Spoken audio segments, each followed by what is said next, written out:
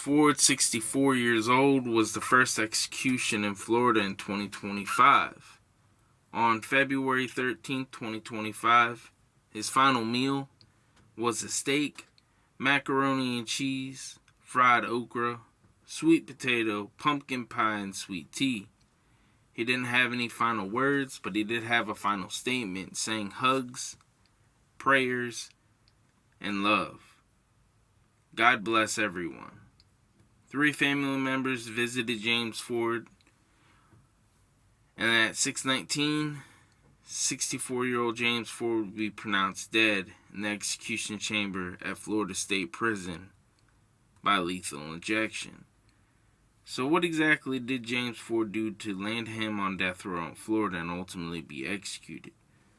On April 6, 1997, James Ford had invited his co-worker, 25-year-old Gregory Mallory, and his wife, 26-year-old Kimberly, to go fishing at the South Florida Sod Farm, located in Charlotte County, Florida.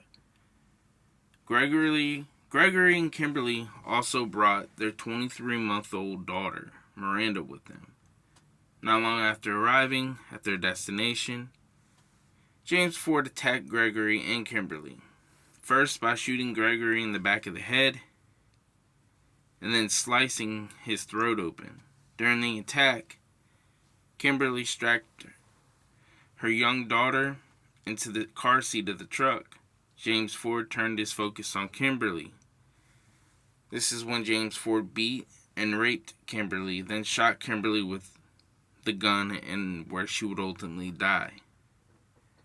Around 18 hours later after the murders, someone who worked at the South Florida Sod Farm found Gregory and Kimberly. They checked the truck, noticed Miranda strapped in her car seat. She was covered in her mom's blood, dehydrated. She was full of bug bites. Ultimately, James Ford would be arrested, sent to prison, sit on death row for up until 2025, and then die by lethal injection.